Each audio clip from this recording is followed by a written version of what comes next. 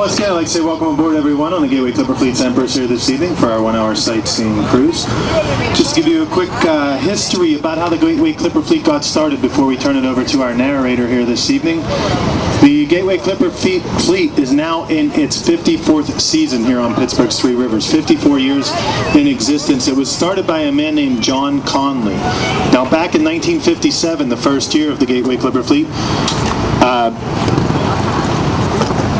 John Conley saw the potential in the rivers that few saw. Pittsburgh back then was truly a dirty, smoky city. There were a lot of steel mills and a lot of dust and haze all through the skies. Pittsburgh was not looked at as a very clean city at all. But John Conley saw potential in the rivers that no one else saw, and he thought that it would be nice to have riverboat excursions here on the rivers. So him and his nephew, Captain Jack Essling, went and got the first boat back on May 17th, 1957. And he got it out of Erie, Pennsylvania. It was called the Bridget Ann was the name of the boat. They brought it back here to Pittsburgh. You might think Erie's, 110 miles away by car. It took them 2 weeks, and it's a journey of over 2,200 miles to get a boat on a waterway from Erie to Pittsburgh. So back then, in 1957, May 17th, the first boat went out, or the first cruise went out on the Bridget Ann. And they, and ever since then, now we're 5 boats strong. We can carry a capacity of 2,500 passengers at one time. So with that, we will turn it over to the narrator, and he'll tell you about the sights around the city as we pass them. Hello, everybody. Hope everybody can hear me. My name is David. I'll be with you for about the next hour, telling you about the sights and sounds of our beautiful city of Pittsburgh. But we can first give the captain a round of applause for getting us out of the dock safe. Not as easy as it looks, he certainly does. Make it look easy. Now, the captain already mentioned this, but I'm going to repeat it. I'm going to set the deck, by the way. I'm going to try and maybe go up on the top. There is a little bit of a weather issue, but we'll try and go up on the top level. But I know the captain mentioned this already, but since I have people on multiple decks here, I'm going to shout out points, directional things. I'm going to stick with the nautical terms, and I'll explain those to you. The flag of the boat is called the bow. The easiest way to remember that is that it's bow to the front. The back of the boat is the stern. I always put the stern here. There's long back. The left side of the boat is the port side, using a number parity of T, P-O-R-T, both have 4 letters. The right side of the boat is the starboard side. Starboard has 2 R's and something like that. I'd like to start out over on the starboard side where you will see Station Square. Station Square is an old railroad station many years ago, converted into a bunch of shops and restaurants. Restaurants including Joey's Crab Shack, where we have one of the finest Sunday brunches here in the city of Pittsburgh, the Grand Concourse. Now, just behind the Grand Concourse is the Center Railroad track standing up beside Mount Washington. There's a line to the incline. I think you can go into the incline. It's been around that trip. The incline is owned and operated by the Port Authority of the city of Pittsburgh. We've heard about the cost of a bus here. You can ride up and down on the Hill Incline and check out the fantastic view from the top of Mount Washington. Now, everybody knows here in Pittsburgh, we are known as the Steel City. But not only are we known as the Steel City, we are also known to many as the City of Bridges. We have so many bridges, in fact, we are #1 in the world for most bridges. We have 446 bridges here in the city of Pittsburgh, which puts us #1 in the world. Yes, we even more than Venice, Italy. Venice has 443. We've got to meet by 3. What I'd like to point out to you starting out is if you look straight ahead, you'll see a black bridge, one of the older bridges in the city. That is our T-Bridge, or our light rail bridge. The next bridge, the yellow one there, that is the tallest bridge here in the city of Pittsburgh. That is the Liberty Bridge. But the real interesting one is if you look down below the Liberty Bridge, you'll see a yellow bridge, a suspension bridge.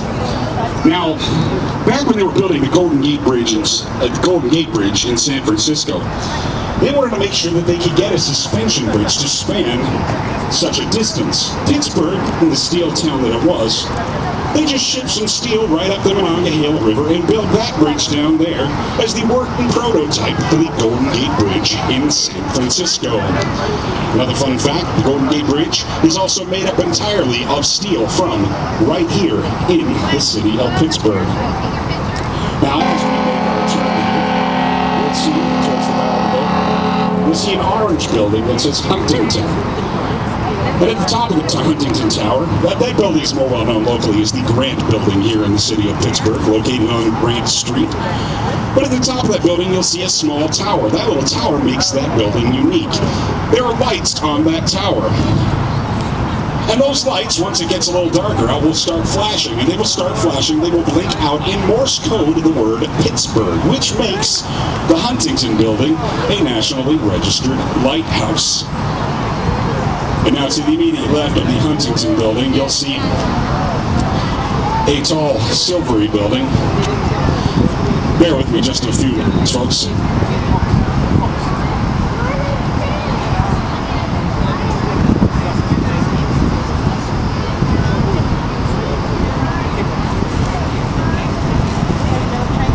Okay. Does everybody hear me?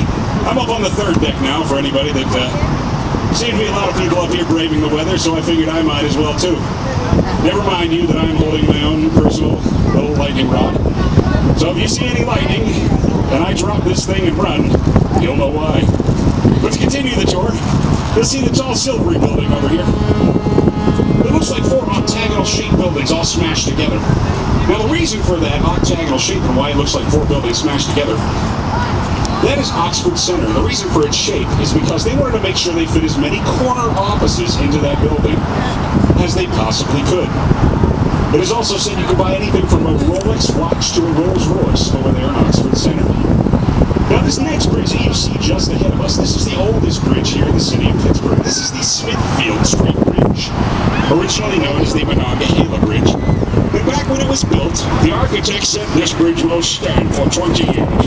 Well, one, he didn't sound like Sean Connery, and two, he was wrong. It actually started 30 years. And then, back in the mid-1840s, there was a woman over on the starboard side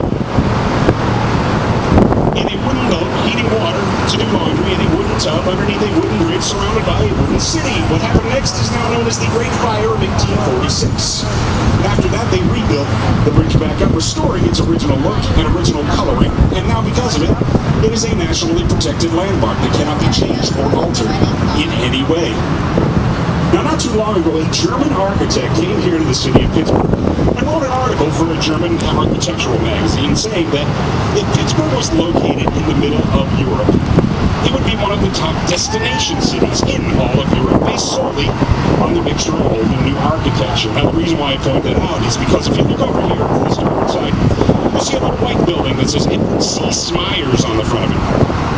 Now, back after the Great, now that's what is known as Pittsburgh's first city. Back after the Great Fire of 1846, they built that row of buildings.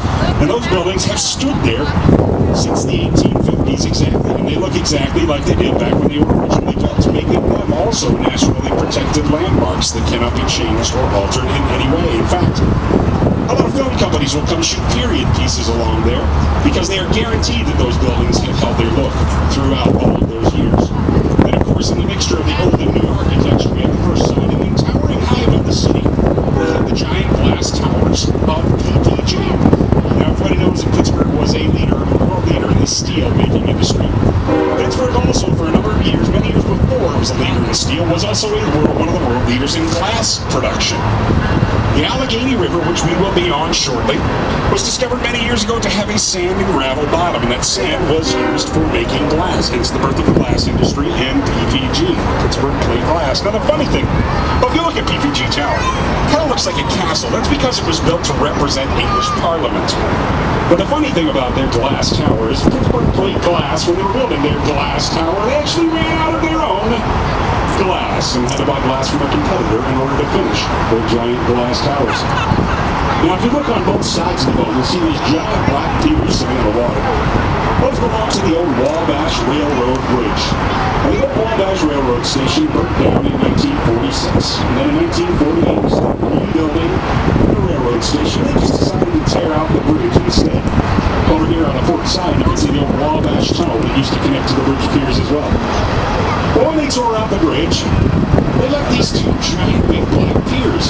Well, they did that because they had to. Those piers are actually privately owned. They cannot be taken down without the owner's permission. Now, of course, I mentioned the steel industry and the glass industry. One time, it's also a world leader in steamship building. And that was right along here, along the starboard side, what is now known as the Monongahela.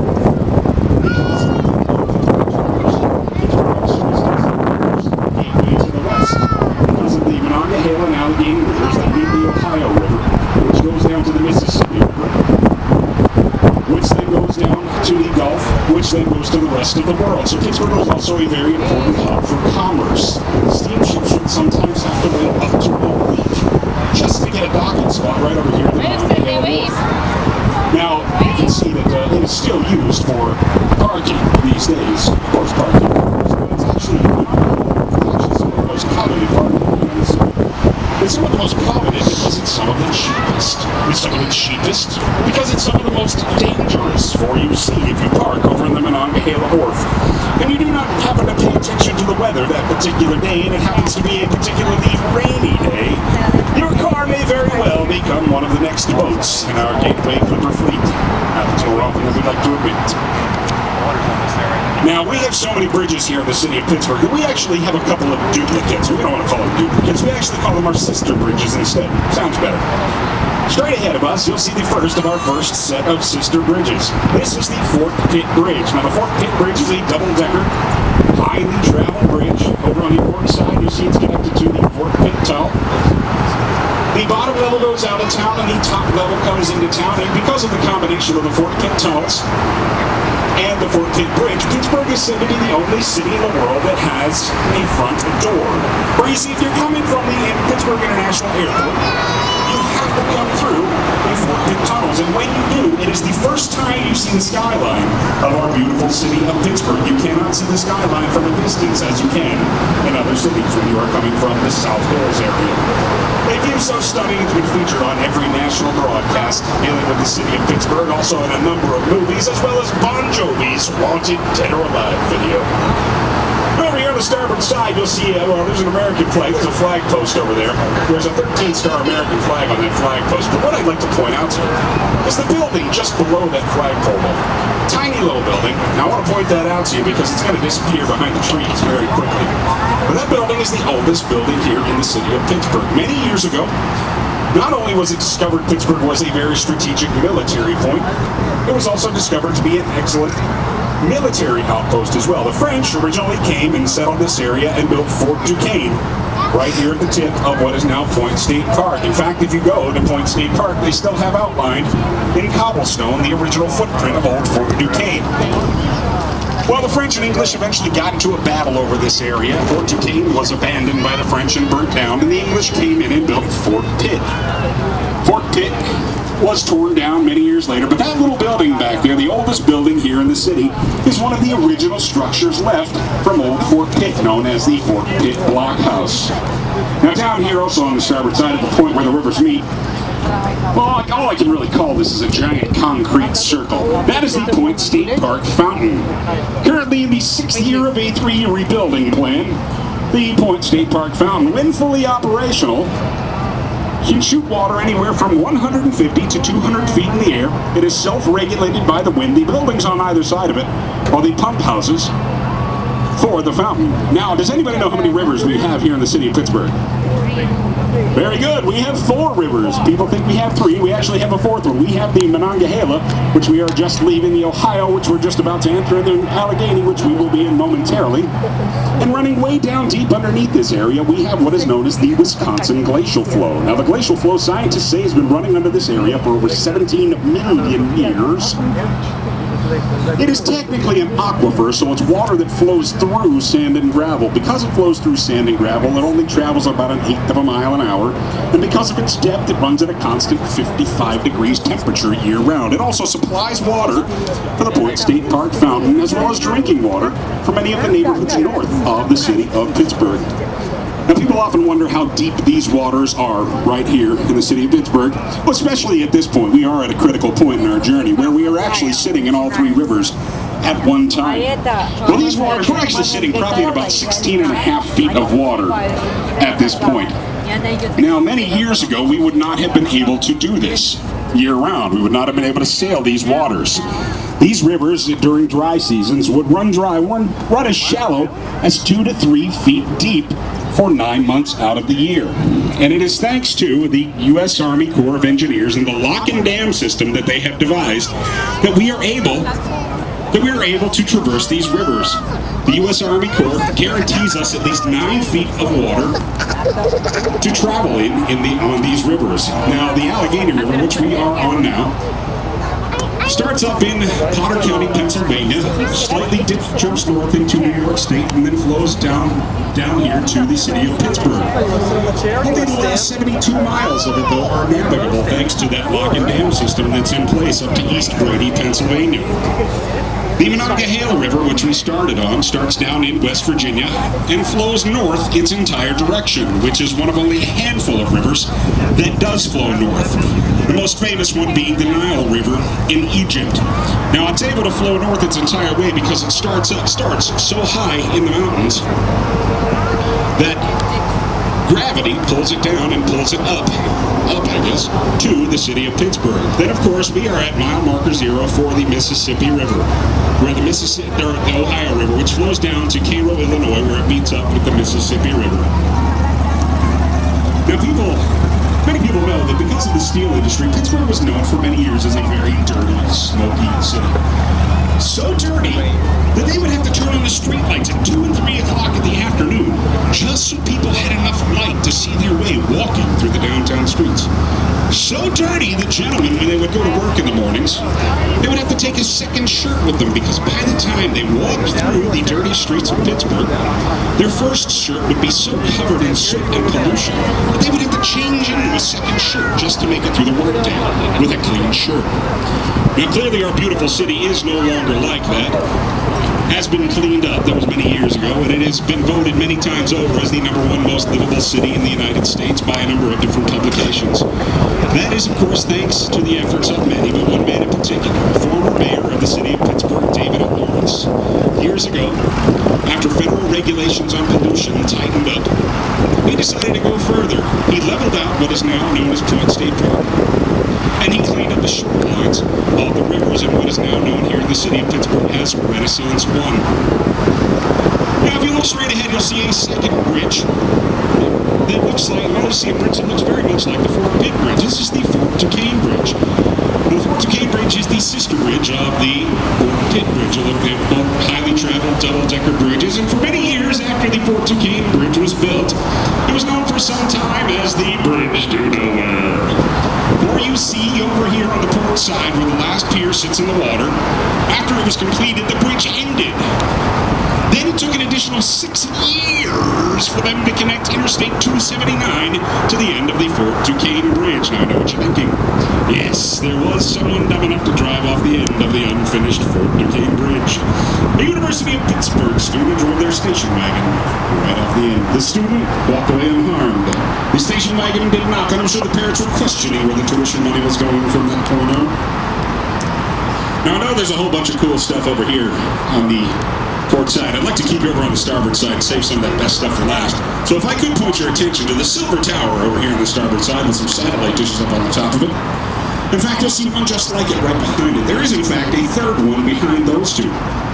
That is Gateway Center. Now, at the bottom of the tower closest to us, you'll see some red lettering and numbering. Now, those red letters and numbers say KDKA TV2 and KDKA 1020. KDKA TV2 is the local CBS affiliate for the city of Pittsburgh. The KDKA 1020 AM has the distinction of being the very first commercial radio station in the world. Now, back when KDKA first came on the air, they didn't broadcast music, they had actually broadcast weather reports for the farmers. And the story goes that not many people had radios back when they came on the air. They were very expensive, just like any technology would be. So also very few people actually knew what a radio was. So the people that had radios had friends come over that didn't know what radios were.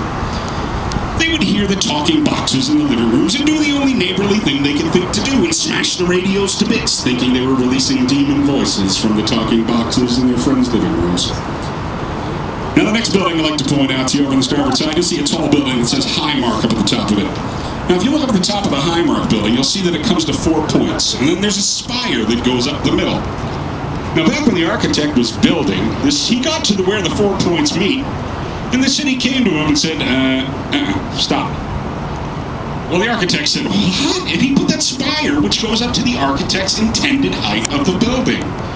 Now, that spire is on springs. It will sway 3 feet in any direction depending on which way the wind is blowing. And the first time it did, 911 was flooded with calls from people thinking the building was falling down. But I like to think of that middle spire, or finger, if you will, as the architect's way of telling the city how he felt about them trying to stop its building from going all the way up. Now, the next bridge we are coming up on here, in fact, you'll see the next 3 bridges are essentially the exact same bridge. These are our triplets, the second set of sister bridges we have here in the city.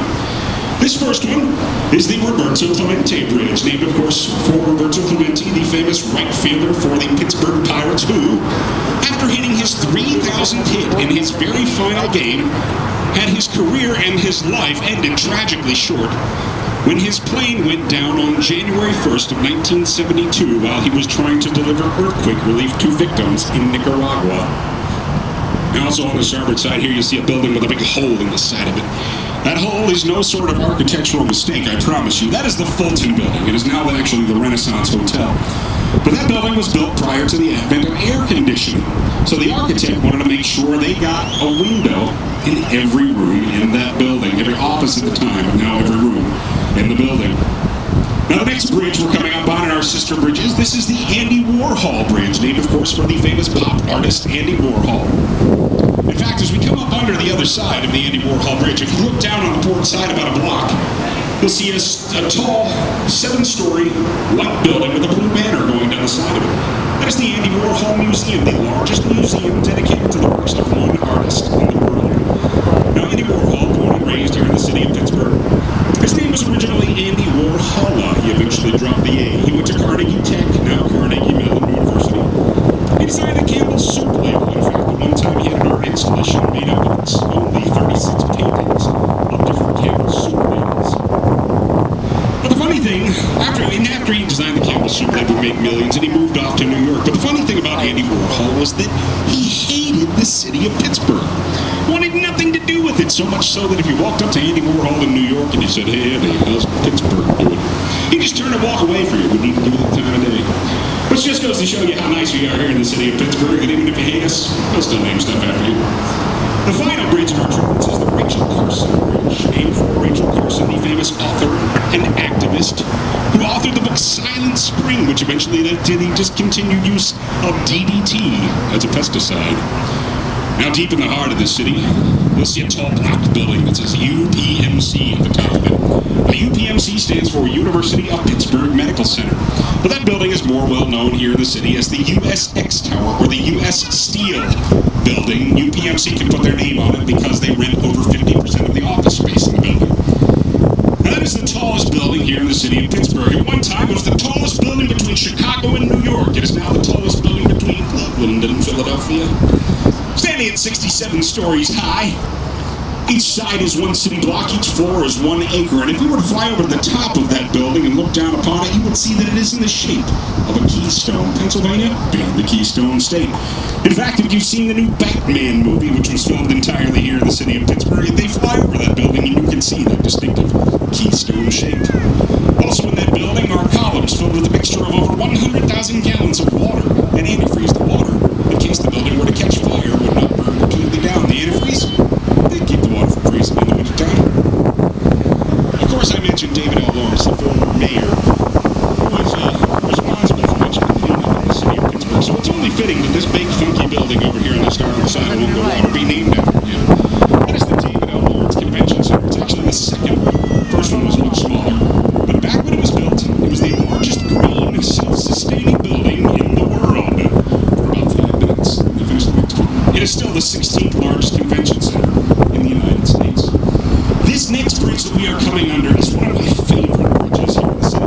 This is the Fort Wayne Railroad Project, double-decker railroad bridge. The top level is still in use. The bottom level is where the convention center begins.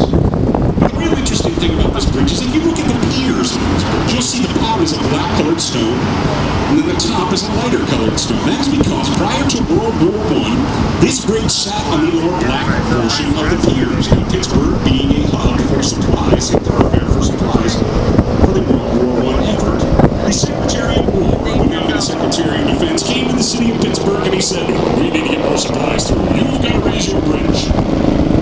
So even though it took 6 years for them to connect Interstate 279 to the end of the Fort Duquesne Bridge, it only took about 2 months for them to come in, jack up the Fort Wayne Railroad Bridge, build up the piers, and set the bridge back down to where you see it today. And that is during World War I. Now, straight ahead, you will see another bridge. This is one of the cleanest bridges here. It's also one of the newest bridges. It is the Veterans Memorial Bridge. Now, back when the Veterans Memorial Bridge was built, for the people that lived over on the north side of the city and had to commute into the downtown area, this bridge cut a half an hour off of their commute time. We wouldn't love that nowadays, right? But the more interesting thing about the Veterans Memorial Bridge is that it is essentially its own interstate. Interstate 579 runs across the top of the Veterans Memorial Bridge. Interstate 579 is only about 1.5 miles long, which really only serves to confuse people who aren't from around here. Now, the next bridge is a really cool one, but it's really what's on both sides of it that make that bridge special. It connects two special areas in the city. Over on the right side of the bridge is an area of the city that is known as the Strip District. Now, the Strip District is not a place where people go and take out their clothes and dance around. Although I do see a couple of disappointed faces out there. The Strip District is actually a place where, during the height of the steel industry, they would ship steel to have it stripped of its impurities. It is now home to some of the finest shops and restaurants here in the city of Pittsburgh, including one of the finest fishmongers in the city, Woolley's Fish Market, as well as the original Primanti Brothers Sandwich Shop. Everybody had a Primanti Brothers sandwich yet? Nobody? Okay, one person. Well, if you haven't had one yet, I highly encourage you to go try one, because it has become synonymous with the city of Pittsburgh. The way the Primanti Brothers sandwich came around was the mill workers, factory workers, were looking for a quick meal. So the Primanti Brothers took 2 slices of Italian bread. On it, they put your proteins. They put your toppings, your tomato. They put your side dishes, your coleslaw, your french fries, right on the sandwich. So they would have a quick meal. Now it has become synonymous with the city of Pittsburgh and an absolute delicacy, and I highly encourage you to go try one.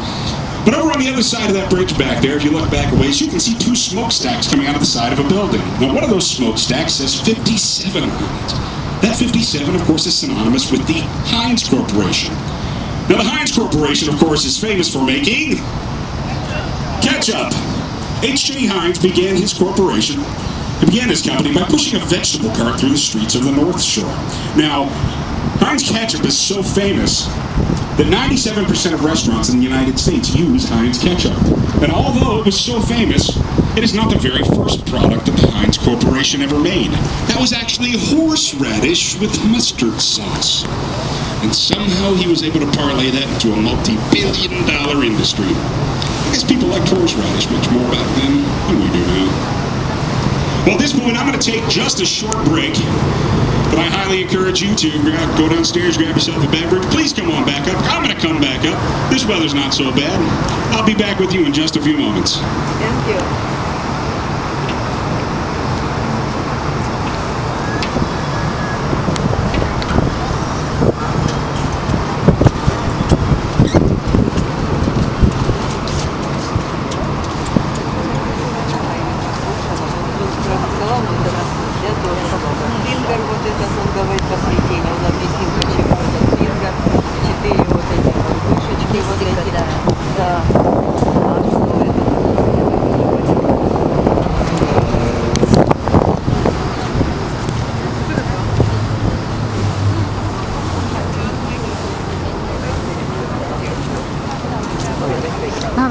Why don't you take a picture?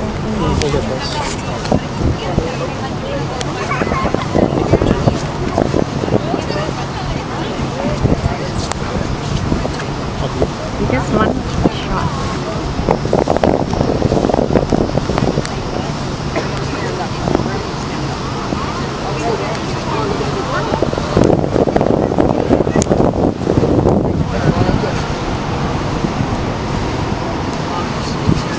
you can hold it. No, it's okay. Come on, take it. I took the whole thing, Pura Manila, with all his commentary.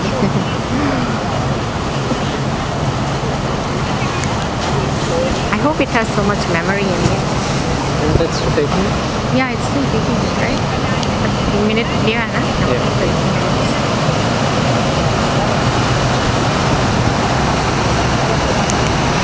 Once it stops, you can take it from your cell phone.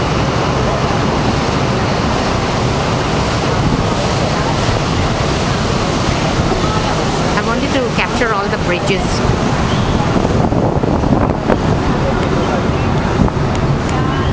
Getting wet. Yeah, it is like, shouldn't? It has a lot.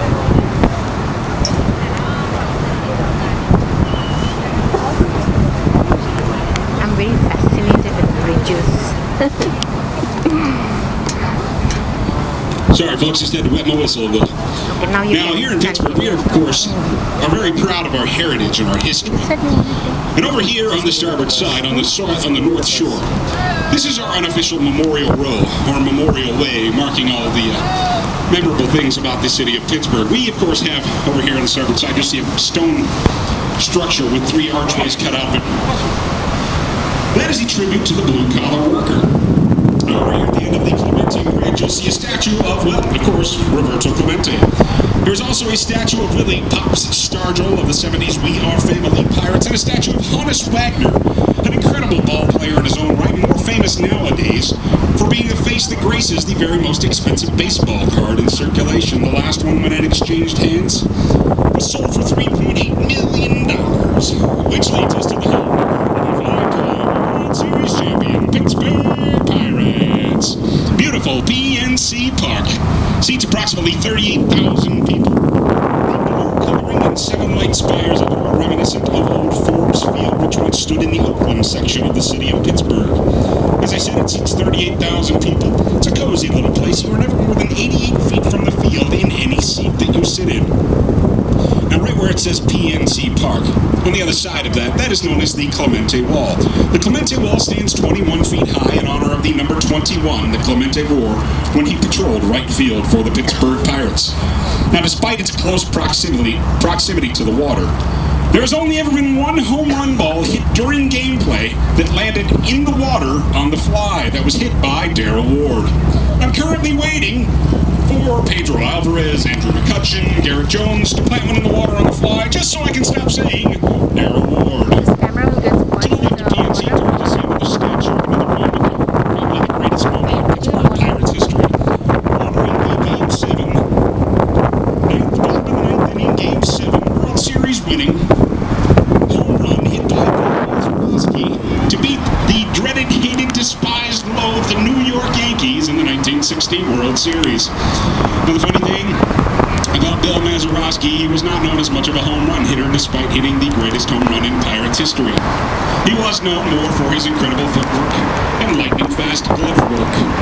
I shouldn't say lightning right now, though, should I? Now, the next thing you'll see a black structure made up of a black archway made up of black spires there. That is the Korean Veterans War Memorial. Next to that, you'll see what is known as the Pittsburgh Water Steps. Now, the water steps, the steps have a non-slip coating, and it is absolutely free to go there. An excellent place to take a picnic, lunch, family, on a warm day, unlike today, and spend the day splashing away in the Pittsburgh Water Steps. Now, as we come back onto the Fort Duquesne Bridge, you will see the Del Monte Forts building. Now, at the bottom of the Del Monte Forts building down in front, you'll see a brown structure that looks like an inverted lotus blossom. The lotus blossom being the